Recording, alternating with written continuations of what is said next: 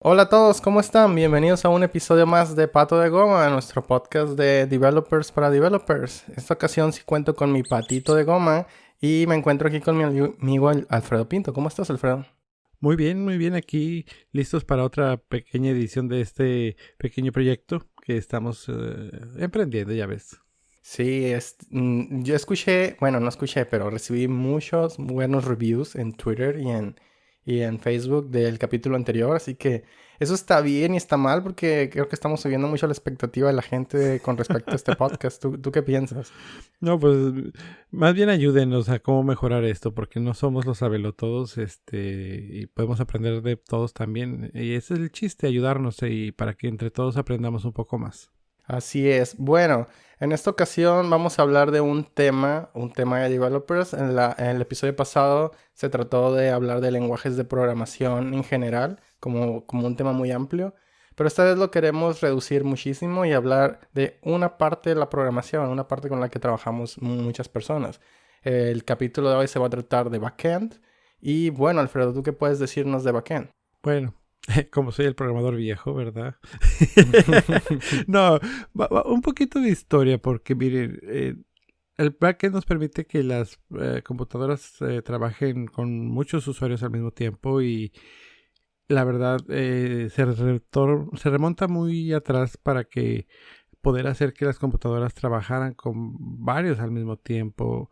Creo que la tecnología que más me tocó ver, la más antigua, fue la de estilo backend, perdón, no backend, la tecnología mainframe, en donde tenías estos refrigeradores corriendo Unix y le dabas una terminal a cada persona para que interactuaran. Era realmente una terminal, era una conexión directa al mainframe y podías tener 50, 100 terminales conectadas al mainframe, y en esas tecnologías tú podías hacer que hubiera concurrencia y hubiera varias cosas, pero sin salirte del mainframe. Y era como se trabajaba multiusuario. Para ¿Hace empezar, cuánto tiempo estás hablando, Alfredo? 50 años más, algo así, que se Ok, empezó te con... fuiste muy, muy atrás. Ah, no, pero es que hay que entender de dónde viene el que Sí. desde esos entonces hay que trabajar de esa manera. Luego vino ya en los 80s, con el nacimiento de la computadora personal, salieron ahora las tecnologías cliente-servidor, en donde tenías lo que se llaman los fat Ujú. clients, o clientes, bueno, la traducción literal sería cliente gordo, ¿no? Pero en donde ahora ya podías comunicarte con un servidor, normalmente base de datos, y tenías estas aplicaciones de escritorio y te conectabas de manera cliente-servidor que permitía que trabajaran muchos al mismo tiempo. En ese tiempo también surgieron arquitecturas como utilizar servidores de aplicación con la tecnología DCOM. Windows sacó en ese tiempo esta tecnología que por medio de un servidor podías conectar varios clientes a este servidor DCOM. Tenía estrategias de caché, estrategias de que hacía que se ahorraran muchos recursos. Ya casi no se usan ahora, solamente en cosas muy grandes se utiliza la arquitectura, pero la tecnología era DCOM. Todavía con ese empecé a programar, de hecho, fíjate, con Visual Basic y Microsoft SQL. Visual Basic. Sí, y utilizábamos DCOM con Application Servers. Era muy suave, era muy curada, aunque la mayoría de las veces conectábamos directamente la aplicación a lo que es el servidor de base de datos. Ok, Pero obviamente, ¿y dime. en qué momento el backend empezó a convertirse en lo que es hoy? Ah, En el eh, concepto actual de backend. ajá, es que precisamente en los 90, cuando viene toda esta revolución de que, más bien, para ser más precisos, yo creo que a principios del 2000 empezó a surgir pues la necesidad de conectar servidores. Porque no había, por ejemplo, si tú tenías una plataforma en Java y yo tenía una plataforma en .NET, o sea, comunicarlos era una locura. Tenías que crear tus propios puertos TCP con tus propios protocolos o No había estándares. ajá, o conectabas base de datos a base de datos. en el peor de los casos, transportabas archivos Una de base de texto. datos distribuida Exacto. entre diferentes servidores. Y eran otras épocas, no había internet, conexiones de red entre dos empresas era carísimo y te ponían un T1, un E1 que con velocidades de 1 megabit y carísimas, o sea, estamos hablando, Wow. y cuando surge precisamente por ahí de los 2000, tanto de la tecnología Microsoft como de Java y otras más, empiezan a salir los web services. Y los web services estaban suaves porque ahora sí permitía conectar dos plataformas diferentes o dos Fíjate servidores que, remotos. perdón que te interrumpa otra vez más. No, no, dale, Eh, dale. Fíjate que web services fue uno de los primeros conceptos que yo conocí Ujú. de lo que ahora es la capa de backend. Era esta parte en la que tú hacías tu aplicación web. Me acuerdo que fue en la universidad, mientras nos enseñaban a programar con C Sharp y con la suite de Visual Studio. Ajá. Y nos hablaron de este concepto de los web services, que era básicamente eso, era una aplicación ejecutándose en el servidor y comunicándose por medio de una API con el frontend que estaba pues hecho en JavaScript y con pues librerías viejísimas de JavaScript. Manejaban algo basado en jQuery o algo así. Pero sí recuerdo que en ese momento no tenía tan claro lo que era en sí un backend hecho en algún otro lenguaje y los web services de .NET. Ajá.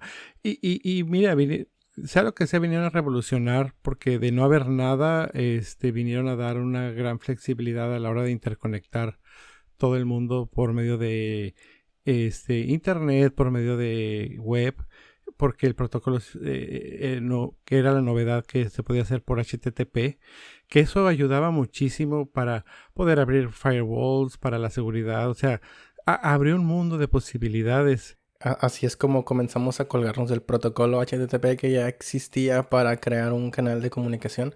Porque eso me parece interesante. Ujú. Mucho de lo que hoy funciona como parte de la estrategia de comunicación entre el frontend y el backend es el protocolo HTTP, que bueno, ya ha evolucionado también un poco, pero eh, las capas de seguridad, las estrategias de caché de memoria, de datos, básicamente incluso los códigos de error o los códigos de estatus que nos puede dar el backend, todo está basado en HTTP. Exactamente. Y hay que entender que viene de un momento en el que alguien dijo, hey, vamos a utilizar el protocolo HTTP y no otro, porque se pudieron haber inventado uno Sí, para crear esta comunicación. ajá. Y lo único que tenían de malo los web services es que estaban basados en XML. Por un lado, XML habría la funcionalidad de que había una manera estándar de comunicarte, pero serializar a objetos a XML, transportarlos y deserializarlos es bastante costoso. O sea, por ejemplo, si el payload era de 1 mega, se hace mega y medio ya cuando le pones todas las etiquetas XML necesarias y ya saben que transportar por internet es la muerte cuando son datos, grandes cantidades de datos. Entonces, pero no había nada, o sea, no podemos juzgarlo como malo porque en su tiempo y su momento es lo que ayudó a poner el fundamento para mejoras, funcionó. Claro, claro, la historia viene de situaciones en las que partimos de nada. Y para entender la situación actual de la tecnología tenemos que irnos un poco hacia atrás y entender la historia de la tecnología. Por ejemplo, aquí tengo que por ejemplo, la co- el modelado de datos con JSON, es lo que quería decir. El Ajá, sí, modelado de datos con JSON comenzó a utilizarse a partir de la década del 2000, del 2006 más o menos para adelante. así es. Entonces, eso fue em, algo que para mí fue bastante útil Fue o un boom. bastante, bueno, no útil, pero fue bastante, no quiero decir revolucionario porque creo que es una palabra muy exagerada, pero yo sí recuerdo que pasar de XMLs o del concepto de tener que crear XMLs y leer XMLs en la comunicación entre cliente y servidor a pasar a JSON, que es un modelo de datos basado en objetos, en algo muy parecido a cómo manejamos los objetos en programación, Así es. pero convertido a un string, algo muy simplificado. Permitió que las aplicaciones pudieran comunicarse más fácilmente, que el desarrollo fuera un poco más ágil, y yo creo que ese fue el momento en el que se dispararon muchos frameworks nuevos para programar en el backend, en el que se empezaron a utilizar tecnologías open source como Ruby, como Python. Fue más o menos los años en los que Ruby on Rails y Django empezaron a desarrollarse en esas plataformas. En JavaScript no había nada, no existía Node.js, Ujú. pero PHP ya tenía algunos frameworks que comenzaban a trabajar con una comunicación similar a la que ya proponía Ruby on Rails, que Ruby on Rails en su momento fue revolucionario. Ese sí fue revolucionario y cambió muchos de los conceptos que hoy seguimos utilizando en la programación de backend. Pero bueno, Alfredo, me gustaría hablar de qué es hoy el backend. ¿Qué es lo que hoy un programador entiende como backend? Cuando alguien dice, hey, yo me dedico a programar backend, ¿qué es lo que está haciendo? Mira, eh, sucede que al final tenemos que comunicar no solamente personas. Cuando inicialmente empezaba la revolución de las aplicaciones de escritorio particularmente, pues como programador te dedicabas a que el usuario pueda comunicarse y ya. No había la facilidad que hay ahora de que puedas comunicar sistemas, y si lo había era carísima y reservada a unos pocos. Ahora tienes la necesidad de comunicar no solamente personas, sino otros sistemas, intercambiar información. Y no se puede hacer a menos que sea por medio de un protocolo muy específico, que en este caso, pues el que está ahorita en boga, todos sabemos, es REST con JSON. Pero la facilidad que nos da es que ahora podemos crear en este caso, una aplicación Android o de iPhone o una aplicación en JavaScript en el browser, y podemos comunicarnos con un servidor, esa aplicación, pero si también necesitamos que dos servidores se comuniquen, también podemos lograr esa comunicación, en donde ahora ya toda la lógica de negocios, toda la interacción con base de datos se encuentra encapsulada en estos servidores específicamente, y ya nada más hacia afuera, todo lo que es las interacciones con usuarios y con otros sistemas, ya lo dejamos como la capa de datos o la capa de servicio, que fue lo que vino a nacer cuando antes había las tres capas. No existía la capa de servicios, pero ya en los últimos libros de arquitectura y última literatura ya te la manejan como tal, porque también necesitas comunicar sistemas. Yo quisiera hablar un poco de lo que un programador hoy empieza a estudiar cuando quiere trabajar en alguna empresa desarrollando backend. Ok, iniciamos un proyecto, tenemos esta startup, tenemos, ya sabes, lo típico. Queremos hacer una aplicación que haga lo mismo que Uber, pero local, ¿no? Vamos a partir de ese ejemplo. ¿Y qué es lo que esa aplicación va a necesitar? Bueno, va a necesitar desarrollar una aplicación para móvil, obviamente, pero en una aplicación de este tipo, en donde la idea es conectar usuarios, digamos, el que brinda el servicio con el que necesita el servicio, y también por geoubicación y en tiempo real, y hacerle seguimiento a ese usuario, todo ese problema a resolver, todos los problemas a resolver para poder crear esa aplicación no están en la aplicación móvil que tienes instalada. La aplicación móvil es prácticamente una interfaz para poder acceder a ese servicio que te está ofreciendo esa empresa. Ujú. Eh, Es lo que se llama lo que, cliente ligero. lo que estás consumiendo es un montón de servicios que se están ejecutando en alguna arquitectura de servidores que esa empresa tiene. Y todo ese conjunto es lo que hoy solemos llamar como backend. Todo lo que no puedes ver tú como usuario, pero que sabes que se está haciendo. Hoy en día se maneja mucho el concepto de la nube, bueno, es algo que se maneja más como de una forma comercial. Ujú. Te dicen, bueno, sube tus fotos a la nube, ten todo respaldado en tu nube. Compra servicios como Dropbox, como Google Drive, como Apple iCloud. Eh, Te están ofreciendo esta conexión a la nube que te sincroniza todos tus dispositivos y están creando una estrategia de marketing para vender servicios que se están ejecutando en servidores. Y yo creo que no hay una sola definición de backend. De hecho, cuando íbamos a comenzar este capítulo, quise buscar alguna definición de backend que me gustara. Y yo creo que no hay una sola definición de backend actualmente, porque el backend ya involucra básicamente todas las tecnologías que se están ejecutando en los servidores que una empresa tiene o está contratando. O sea, es una mezcla entre la infraestructura y todos los servicios que infraestructuras como Amazon a través de AWS o Microsoft a través de Azure ofrecen, que ya no tienes que programar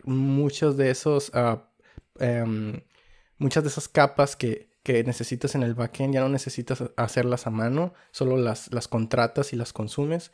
Y la parte de aplicación, o sea, la parte que ya es la pura lógica de negocio combinado con el manejo de base de datos, el manejo de seguridad de usuarios. Son muchísimas capas, muchísimas cosas que se tienen que manejar del lado del servidor. Y es un monstruo, es un mundo inmenso. Por eso no se puede ser simplemente programador de backend. Yo creo que hoy en día decir, es que yo programo backend y hago de todo, es como hace 15 años alguien decía que era webmaster y hacía Sí. páginas web de todo. Ajá. No, no. Mire, hay que reconocer que hay dos estilos principales de backend, que era lo que también comentábamos, en donde tienes el cliente ligero y el cliente pesado, porque, por ejemplo, muchas startups contratan servicios como Firebase, en donde el backend es simplemente una interfase hacia una base de datos y puedes guardar todo, y donde toda tu lógica de negocios reside del lado del cliente, ya sea esta una aplicación de escritorio, una aplicación móvil o incluso una aplicación en JavaScript con los nuevos estilos. Pero Firebase nada más te ofrece una conexión a base de datos. Sin Una embargo, conexión a base de datos, pero con una capa programable. sí, pero Puedes escribir rutinas, puedes escribir pequeños programas con Firebase. bueno, pero no se compara a cuando si metes un servidor en forma de aplicación y dejas a la base de datos en un segundo servidor, y ya la conexión ahí cambia, porque ahí ya mandas ejecutar eh, rutinas, métodos, que en vez de mandar interactuar con la base de datos, que ahí es cuando es el con cliente ligero, que es, yo creo que para startups está bien la primera con cliente pesado, pero ya para una empresa más en forma creo que es más conveniente el cliente ligero. Sí, aquí estamos tocando algo importante del el hecho de que puedas crear aplicaciones móviles con Ujú, un backend, en donde el backend simplemente es una base de datos muy configurable a través de un panel de administración ujú. y a la cual lo único que le necesitas agregar es algunos scripts pequeños para validaciones o pues para hacer algunas cosas de forma dinámica. Nos habla de que algo que yo considero que es una parte crucial del backend, que es entender cómo almacenar los datos, cómo vamos a trabajar con alguna base de datos. Yo creo que todo programador que quiera dedicarse al backend tiene que entender bastante de cómo funcionan los datos en una base de datos. Entender cómo trabajar con bases de datos. No necesariamente casarse con una base de datos. Puede ser hasta Firebase, MongoDB, todas estas propuestas nuevas. O bases de datos más tradicionales como MySQL, como Postgres, como Oracle. La idea es clave. Los datos de los usuarios tienen que estar en algún punto. Entonces, la parte más crítica del backend es los datos. Y todo lo demás, Ujú. yo creo, es nada más un conjunto de programas que van a consumir esos datos, van a crear datos nuevos y van a brindar una seguridad a los usuarios de que los datos que están consumiendo son los suyos y de que nadie más los va a poder ver. Entonces, creo que eso es importante mencionarlo porque a pesar de que para programar backend hay muchísimas variables, y puedes enfocarte en aprender un X lenguaje o X framework, creo que una de las bases que tienes que aprender por fuerza es cómo trabajar con alguna base de datos, pero entenderlo de forma abstracta. ¿Tú qué piensas de eso? No, claro que es parte de y es súper importante porque va a ser el pan nuestro de cada día y no solamente eso. Por ejemplo, ya cuando estás hablando de una empresa grande o un SaaS, eh, incluso el backend es responsable de implementar estrategias como un caché de datos que normalmente se puede utilizar un Redis para ese caso o un search engine integrado. eh, También tiene que tener acceso a servicios, a recursos como servidores de correos para mandar mensajes, servidores de SMS.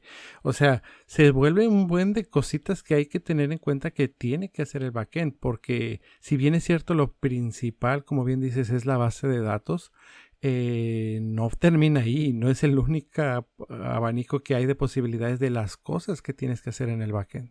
No, pero, ¿sabes? Quisiera desviarnos un poco porque creo que en este momento ya nos metimos muy, muy técnicos en la conversación y me gustaría Es que para pudiera entender este programadores. podcast alguien que va comenzando a programar Ok. y que de hecho está escuchando posiblemente este capítulo porque quiere saber más de qué se trata la programación de backend y no Ujú. está entendiendo mucho de lo que decimos. Básicamente, hay un concepto muy sencillo de backend que yo solía utilizar cuando estaba empezando a programar. Le llamamos simplemente el lado del servidor. Ujú. La Sí. aplicación que está corriendo del lado del servidor. ¿Por qué? Pues porque todos entendemos que cuando subimos una fotografía en Instagram se va a un servidor. Eso es algo que yo creo que la mayoría de la gente ya lo comprende.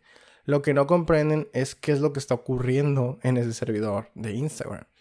Y ahí estoy usando el ejemplo de Instagram porque Instagram es uno de los proyectos que comenzó desde muy, muy, muy chico con un framework monolítico que se llama Django, que está escrito en Python, y estuvo pensado para pues, tener unos pocos usuarios, para ir creciendo lentamente, en donde lo que más importaba era la aplicación móvil porque vendían este concepto de que puedes aplicarle filtros a tus fotografías y era lo que más le interesaba a la persona, no tanto el backend, no tanto lo que iba a hacer ahí. Entonces, hoy en día Instagram sigue trabajando con este framework que realmente no está diseñado para el volumen de datos que Instagram maneja por día. Entonces, han tenido que seguir un montón de estrategias para ir cambiando piezas, pero no lo han cambiado por completo. Porque, de hecho, en alguna conferencia que llegué a escuchar de Instagram, en donde hablaban un poco de cómo han ido mejorando su tecnología en el backend, hablan de que algunas de las capas las han tenido que reescribir o las han tenido que reemplazar por servicios como el cacheo de datos, como la lectura con la base de datos. Por ejemplo, no utilizan las últimas versiones de Django. Para quien entienda quién es Django, digo, para quien entienda qué es Django, no quién. ¿Qué es Django? Es un framework de programación para aplicaciones en el backend. Y ya ni siquiera se están colgando realmente de ese framework, a pesar de que lo siguen utilizando solo como una pequeña capa, realmente ya han construido muchísimo para ir creciendo. Y esto es algo progresivo, es algo que tiene años haciendo. ¿Por qué? Porque el backend no sigue una única estrategia para crear una aplicación. Si tu aplicación es muy pequeña, pues algo muy simple es suficiente y de Y hecho es bueno porque monolítico. no lo complicas. Pero conforme vas creciendo tienes que tener esa posibilidad de escalar. Y ahí es donde muchos ingenieros se topan con pared porque no están mentalizados para qué hacer en caso de tener que escalar. Y escalar no es simplemente contratar más servidores y conectar más servidores a un load balancer para que hagan el trabajo, porque No, eso tiene hay... un límite Sí, y no es como que si aguanta 1000 transacciones y le meto el doble va a aguantar 2000. Al contrario, o sea, se va reduciendo cada vez más la capacidad y no puedes crecer ninguna aplicación a punta de servidores. no, entonces aquí ya involucramos que parte del backend es entender todo el flujo que involucra una aplicación que va a correr en el lado del servidor y decir, ok, hay cosas que se pueden delegar de esta manera. Si queremos cambiar la plataforma, cambiar el lenguaje, no tenemos que cambiarlo por completo. De hecho, Instagram sigue trabajando con Python, sigue trabajando con Django, pero no lo utilizan al 100%, no lo utilizan ya como una aplicación monolítica como en su momento de inicio.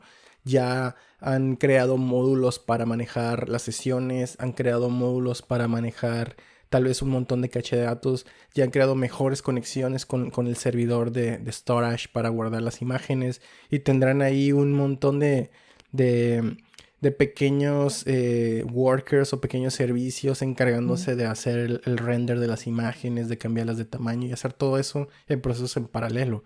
Entonces, el backend no hay una única forma de hacerlo. Yo creo que para mí el backend es lo más parecido a explotar casi todos los conceptos habidos y por haber de la programación, de lo que es en sí las ciencias de la computación, computer science. Ahí lo explotas por todos lados porque es una conexión de todo. Por ejemplo, yo no soy programador móvil, que es una de las partes más importantes actualmente en el frontend, que es la otra capa, la capa del usuario, la capa que consumen los usuarios. Pero la mayor parte del trabajo en el frontend es crear una buena experiencia de usuario. Es decir, es mostrar más amigablemente la aplicación, es mostrar efectos visuales para que el usuario se sienta cómodo con ella, es crear un buen diseño y seguir patrones. Realmente el frontend sí tiene lógica, llega a tener lógica complicada también, pero está pensada para cumplir con la experiencia de usuario. El backend está pensado para manejar en sí un montón de conceptos de ingeniería de software, porque no es utilizado por un único usuario. Ahí ya es un reto de cómo manejamos a todos nuestros usuarios con estrategias distintas y ya depende mucho del equipo, de las decisiones que tomen. ¿Actualmente tú estás trabajando con algún proyecto de backend, Alfredo? Me ha tocado trabajar con varios, donde han sido muy grandes, que empezaron como aplicaciones monolíticas y que pues para poder crecer tuvimos que diseccionarlas, tuvimos que hacer que las bases de datos se partieran horizontalmente, meter sobre todo application servers. Fíjate que el application server es un concepto un poquito olvidado.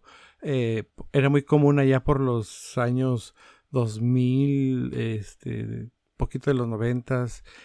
Y como hemos tenido ahora ya servidores con mucho mayor potencia, pues ya no es tan necesario para aplicaciones medias a pequeñas. Pero si quieres crecer, o sea, tienes que meter estrategias como esa. Por ejemplo, en los bancos, para que puedan soportar transacciones de, por ejemplo, Visa, que creo que es de 1 millón por segundo, sin una capa en medio entre la base de datos y los servidores de que reciben toda esa cantidad de transacciones. No me acuerdo exactamente cómo, creo que se llama Tuxedo, la aplicación que se usaba en ese tiempo para soportar esa cantidad de transacciones. Una compañía como Visa o American Express Exactamente.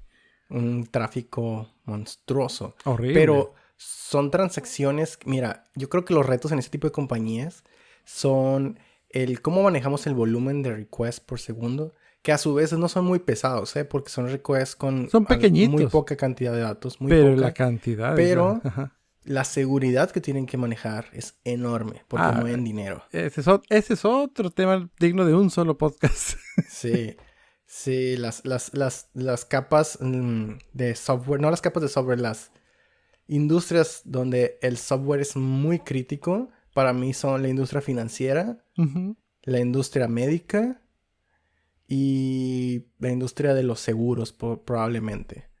Es donde no puede fallar el software, donde hay que meter el tiempo que se necesite. Todo lo demás no importa. Si haces un blog, no importa. Realmente no estás haciendo algo tan crítico. Si haces una aplicación para tomar fotos de perritos, créeme, no estás haciendo algo crítico. Algo crítico es mover el dinero de todo un país, el mover el dinero de un banco. Ya solo de un banco ya es un reto, pero por ejemplo el Banco de México tiene retos enormes en sus bases de datos. Y eso es backend también. Ajá, Aunque exactamente. sean plataformas viejísimas, escritas hace 50 años en lenguajes que ya solo existen para mantener esos servicios, sigue siendo backend. Y lo interesante es que son compatibles con tecnologías nuevas. La gente que actualmente programa para un banco no está escribiendo programas en COBOL, está escribiendo programas en Java, en .NET, y se Ujú. están conectando con esos servidores viejos. Sí, los AS400 mentados o los Unix de HP. eh, y fíjate, aún así con todo eso, vemos, yo siempre he sido muy claro en decir que hay que ser un poquito indiferentes a los lenguajes, pero más prestar más atención a las arquitecturas y a los métodos, porque esos son los que finalmente te permiten escalar y crecer. Mira, también es la historia de Facebook y la de Twitter, que todos empezaron pequeños, chiquitos. Me recuerdo muy bien, por ejemplo, Twitter se caía a cada rato al Oh, yo me principio, acuerdo también de eso. que era la cura de la ballena de azul que te salía a Sí, cada rato porque no sí. tenían una buena infraestructura para la cantidad que estaba, la cantidad de tráfico que estaban recibiendo, y tardaron como 2 años en poder llegar a algo decente. Y tocaste otro punto al que también quería llegar, el tema de la arquitectura. Ujú, Es algo muy importante y es algo yo creo que más importante que elegir un lenguaje para programar o elegir un ujú, framework para programar. exactamente. El saber manejar o saber trabajar con arquitecturas limpias, saber armar una buena arquitectura y que sea coherente con lo que quieres conseguir. Yo creo que el backend de Facebook y el backend de Twitter no son iguales, a No, pesar no, de no. que Ni de chiste. hacen algo muy similar. Son redes sociales, Ujú. manejan muchos datos, muestran fotografías, muestran comentarios, comparten conceptos, muchos conceptos, pero sus backends deben ser muy distintos porque sus problemas en detalle son diferentes. Entonces, las arquitecturas que cada uno está siguiendo son una serie de decisiones entre muchísimos equipos de trabajo en donde ya se ha dividido Exactamente. y se ha am, delegado tanto este trabajo dentro de la empresa que son muchísimas arquitecturas pequeñas trabajando en conjunto, y ese conjunto también a su vez es otra arquitectura que permite que todas las decisiones que los equipos tomen puedan coexistir. Ujú. La arquitectura de software es algo que casi no se enseña. Es algo que por lo que muchos developers no se preocupan en aprender No, realmente. y no tienes idea lo súper importante que es, porque es muy importante entender que no es lo mismo la arquitectura de una aplicación a la arquitectura de un sistema. Y la arquitectura del sistema es ya todo el conjunto completo de todo lo necesario para que una aplicación, para que ahora sí que todo corra perfectamente, no nomás el software. Son dos cosas muy separadas que a veces mucha gente no me Son capta. cosas tan separadas Ajá, que ya se están creando nuevos conceptos o nuevas posiciones en las empresas para trabajar con esto. Y es con lo exactamente. que, un comentario que hice hace rato, de que los backend developers se están convirtiendo poco a poco, bueno, el concepto de backend developers se está convirtiendo poco a poco al antiguo concepto de webmaster, porque se cree que un backend puede hacerlo todo. Te puede crear una arquitectura de servidores en AWS, te puede administrar una base de datos y crearte queries súper poderosos para consumirla en tiempo récord. Te puede manejar capas de seguridad, te puede crear las vistas, los controladores, los templates y además hacerte el diseño, un No, poco el diseño del frontend. Y no, o sea, ya es demasiado, ya no puedes hacer todo eso. Al menos una sola persona no puede con todo ese trabajo, no no es puede posible, especializarse no. en todo eso. Ujú. Y de hecho, ya se está separando, no se está separando, ya se separó en la parte de la administración de la arquitectura, de la infraestructura en los servidores, de la gente que se encarga de hacer los programas que van a consumir esa arquitectura. Entonces ya tenemos un concepto llamado DevOps, del que podemos hablar después, que Ajá. son las personas que están encargadas de que la infraestructura funcione y funcione bien. Y están encargados de hacer que esas aplicaciones que los programadores de backend crean puedan funcionar de la forma más óptima posible a nivel de infraestructura de servidores. Y de hecho, en un próximo podcast me gustaría invitar a un amigo que se dedica a trabajar en DevOps en varias empresas. Se ha trabajado en varias empresas en Estados Unidos. Para que nos hable un poco de eso, de todo el trabajo que involucra el poder ejecutar las aplicaciones de los programadores. O sea, es Muy muchísimo. interesante. Es algo que yo no domino. O sea, yo puedo escribirte un programa para el backend, pero no sé hasta qué punto yo solo pueda escalarlo explotando las herramientas que AWS me pueda brindar o que Azure o la nube que quieras. Eh, yo no soy la persona adecuada para armar una infraestructura óptima ahí. Y hay que entender que el backend también tiene limitantes y también hay Ujú. especializaciones. Hay quienes se dedican únicamente a administrar las bases de datos y no sé si se puede decir en sí que es un programador del backend, pero es parte del equipo que desarrolla el backend. Los administradores de bases de datos en muchas empresas es un trabajo, siempre es un trabajo muy crítico, pero en muchas empresas es un trabajo monstruoso administrar algunas bases de datos. Eh, ¿tú qué piensas de esto que estoy comentando? No, no, definitivamente. Por eso ya tiene tiempo que la industria del software ya no es un one-man show. O sea, una persona no puede hacer todo. Alguna vez escuché una crítica de que el full stack no existe realmente. Y en cierta Yo, manera yo tiene, no creo que exista. ajá, y tienes razón porque puede ser bueno poquito en muchas cosas, pero no hay como la especialización en algo en donde seas realmente bueno haciendo una sola cosa, eh, porque ahora ya se necesita, ya se pide para eh, eh, poder tener programas de calidad. Eh, ya no se puede que una sola persona haga todo y que tenga una muy buena calidad. Es demasiado el trabajo que se tiene que hacer para obtener una aplicación con altos niveles de estándares de calidad. Bueno, vamos a empezar a concluir Ok. este capítulo. Ah, Vamos a bueno, hablar de los un, temas con los que queremos que se queden. un último detalle que sí me gustaría nada más apuntar es, Ok. para cerrar, hay nuevas tecnologías para backend, para lo que es la comunicación hacia el backend, porque a veces cuando decimos backend pensamos en REST, cuando ahorita precisamente lo que acabamos de platicar es que no nomás es cómo te comunicas a él, sino es toda la infraestructura que Sí. hay atrás. Pero hablando particularmente de eso, por ejemplo, ahorita está empujando mucho el nuevo protocolo de Google que se llama gRPC, que incluso ya la mayoría de los lenguajes ya tienen un framework para gRPC. Pero aparte existe GraphQL, que también vino a cambiar varias cosas, pero GraphQL está más orientado a los fat clients y porque es más como una interfaz hacia la base de datos. Existen muchos más. Por ejemplo, no sé si han escuchado de JSON RPC, muy parecido al de Google, pero trae sus propias especificaciones. Y hay incluso Ujú. quienes, por ejemplo, no sé si escuchaste de Meteor, de Sí. Node. Ellos Sí, están fue muy basados popular un en tiempo. WebSockets. Que mira que me tocó un proyecto con Meteor en WebSockets que en papel es una belleza porque con WebSockets tienes la posibilidad de la comunicación bidireccional y por eventos, pero en la práctica fue una super locura. Fue creo que la peor decisión que tomamos haber usado ese concepto de backends con WebSockets.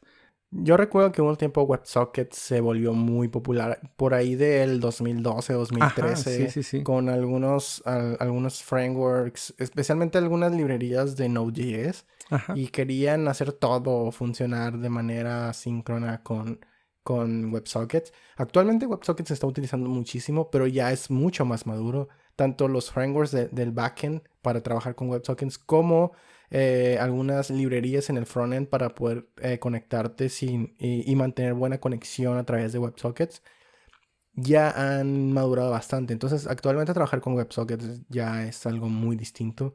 Pero sí, en su momento hubo personas que dijeron, mira, existe esto, lo podemos Ajá, explotar, aprovechar. hagámoslo. No, y tiene su lugar, o sea, para notificaciones es una maravilla WebSockets para Para hacer chats. notificaciones push, ajá. Pero ya como para una solución completísima de backend, no, más bien se tienen que complementar las tecnologías muy de acuerdo a lo Así que es. a la necesidad específica de cada cliente. Estos eran nada más los últimos puntos que quería comentar antes de cerrar. Ok, yo quisiera comenzar las conclusiones comentando una anécdota que, no una anécdota, pero algo que recuerdo. Recuerdo que en su momento alguien me llegó a comentar que él, para estudiar backend estaba estudiando Node.js junto con MongoDB. Otra persona me decía que estaba estudiando Ruby on Rails junto con Postgres. Y eso es con lo primero con lo que quiero concluir. Eh, Puedes ser un desarrollador de backend y lo que necesitas comenzar a trabajar o lo primero que necesitas estudiar para poder trabajar bien con el backend es cómo funcionan las bases de datos, entenderlas, saber cómo usarlas, no volverte un erudito de las bases de datos, pero por lo menos entender todo lo básico, cómo funcionan, cómo escribir en ellas, cómo leer en ellas, y un framework que te permita manejar las capas más simples de la conexión en el backend, que son los controladores para responder a las URLs de una API, que es la capa de seguridad de cómo te autenticas y cómo autorizas a los usuarios a consumir los recursos. Y yo creo que eso es lo primero con lo que debes de comenzar cuando quieres trabajar con un backend. Lo primero que tienes que no dominar, pero sí comprender muy bien. Ujú. No, y más que nada, tener muy en cuenta que cómo te conectas a él en este caso, que lo común ahorita es REST, ese es el menor de tus problemas. Ese es yo creo que lo que más énfasis quisiera dar, porque no tienes idea del mundo de infraestructura que hay, y independiente del lenguaje, ¿ok? Eh, cómo crear la infraestructura adecuada para que tu aplicación pueda vivir 10 años al menos, es todo un tema y todo un show que no alcanzamos a abarcar. Yo esa es nada más la parte que sí quisiera dejar muy clara. Y vienen cosas nuevas, como todo. Como en su tiempo fue bueno REST, como en su tiempo fue bueno DCOM. eh, en su tiempo fue bueno Web Services con XML. Van a venir, van a seguir evolucionando las cosas. Se me olvidó comentar que el de Google, el gRPC, ya la comunicación es sobre HTTP2 y es binaria y es comprimida, y ya traen otros conceptos nuevos que pues conforme va evolucionando esto pues va mejorando, o sea, y traten de Nunca no ver vamos a parar de aprender. Eso exactamente, es clarísimo. y hay Nunca que vamos a parar de aprender. y hay que verlo como decía Einstein, o sea, yo pude ver más lejos porque me paré en hombros de gigantes, o sea, eh, lo que hay ahorita es lo que ha permitido que podamos ver cómo se va a mejorar las cosas y nos podemos parar sobre lo que fue en este caso Web Services, sobre lo que fue DCOM y aprender de sus errores y para ahora crear cosas mejores. Entonces, porque sí traten de no caer en la tentación de decir es que esto es bien malo y esto no funciona y esto no, simple y sencillamente es la evolución que volteando hacia atrás es fácil ver que pues está mejor ahorita REST que Web Services, pero en su tiempo y su momento no era así. Yo creo que mm, hay que entender eso. Nunca vamos a parar de aprender. Ujú. En su momento me recuerdo que Ruby on Rails prometía que aprendías eso y ya podías hacer de todo. Hoy en día, por ejemplo, Go, que es un lenguaje que Google está desarrollando e impulsando, está volviéndose cada vez más popular y no es un lenguaje que esté hecho para resolver ni fácil ni rápido el backend, pero sí para darte muchísimo poder de procesamiento, porque creo que ya llegamos a esa parte en donde ya no nos importa únicamente sacar startups, sacar proyectos lo más rápido posible con un mínimo producto viable lo más rápido posible, que para eso era muy bueno Ruby on Rails y lo sigue siendo posiblemente. Para eso se puede utilizar un montón de frameworks, pero esa parte donde ya escalamos, ese problema que ya están empezando a resolver, bueno, que ya resolvieron compañías como Uber, compañías como, pues no sé si Twitter Bueno, Twitter en su momento lo resolvió, pero ya lo resolvió hace mucho. Pero todas estas empresas que están naciendo y que tienen relativamente poco tiempo existiendo y empiezan a toparse con todos estos problemas por resolver, el de la escalabilidad. Entonces vemos cómo ya se está apoyando más lenguajes así. Veo que, por ejemplo, está desarrollando mucho este lenguaje Rust para sustituir a C++, a C++. Y no sé si se está utilizando para desarrollar backend en forma, pero sí debe estarse utilizando, al igual que se está utilizando C++, para escribir ciertos módulos que pueden ayudarte a que el procesamiento en las aplicaciones de backend aumenten. Y yo creo que esto es otro de los conceptos con los que quiero que se queden, el entender que en algún momento tienen que aprender a escalar tanto en infraestructura de servidores, así como en aplicación. Y no significa que vamos a convertir toda la aplicación de Python a Go para que corra más rápido. Entender qué partes son las críticas que se tienen que migrar. Y tal vez el resto del proyecto puede seguir funcionando porque el cuello de botella que quieres resolver con Go no es toda la aplicación. No todo se está colgando al mismo tiempo. Son solo ciertos componentes que puedes migrar. Y aprender estos lenguajes nuevos pues es algo que les va a ayudar bastante. Poder trabajar con más de un lenguaje de programación hoy en día ya es algo también importante para un programador. Sí. No, y recuerdas que te comentaba de este lenguaje que promete mucho, que se llama Julia, porque precisamente trae la facilidad de un Python, trae la facilidad de un JavaScript, pero con los poderes de un Rust, de un C. Entonces, como todo, vienen cosas muy interesantes, vienen cosas muy buenas, que pues uno debe tener la mente abierta, porque como bien dices, no necesariamente tienes que hacer todo en el mismo lenguaje. No. Uno de mis mentores hacía eso, desarrollaba una gran parte en Visual Basic, pero las partes que él decía que eran críticas y que tenían que ser muy rápidas, las hacía en ensamblador. Entonces... Ok, también un poco exagerado. Pero sí, entiendo el punto. Ajá, era exagerado, pero es de las pocas personas que sé que programan muy bien C++ y ensamblador y hacía maravillas, pero es el punto precisamente. Él lo traigo a colación porque él no se detenía en las cosas simples para hacer todo en ensamblador porque todo es bueno, todo en C++ porque todo es bueno. No, él sabía de ese balance importante que era que lo que es necesario hacer rápido, fácil, Visual Basic en su tiempo. Estoy seguro que en esos tiempos debe de usar otra cosa. Ya no Visual Basic, pero las cosas que eran críticas usaba lo que era para lo crítico, para lo rápido, para la ejecución que se necesitaba con poder. Por eso es que lo traigo a colación, porque no queramos solucionar todo con lo mismo, no hay balas de plata, o como luego dice el dicho, ¿no? Si nada más tienes un martillo, pues para ti todo va a ser clavos. O sea. Sí. Bueno, Alfredo, ya tenemos que terminar el podcast. Me gustaría agradecer a todas las personas que nos están brindando feedback en Twitter, en Facebook. Mucho, sí. Sigan haciéndolo. Este podcast es para ustedes. Este podcast es básicamente una de esas conversaciones que tienes a la hora de la comida entre programadores en donde empiezan a hablar de conceptos bien raros. Y pues lo estamos convirtiendo en algo que se pueda quedar y que pueda llegar a muchas personas. Nos vemos el próximo lunes, Alfredo. ¿Con qué te quieres despedir tú? Con que nos compartan, por favor.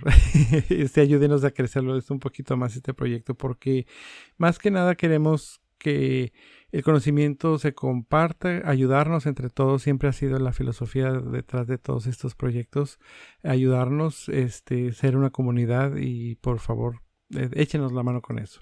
Ok, bueno, muchísimas gracias a todos por escucharnos. Nos vemos el próximo lunes en otro capítulo más de Pato de Goma. Y pues hasta la próxima semana. Bye. Hasta la próxima. Bye.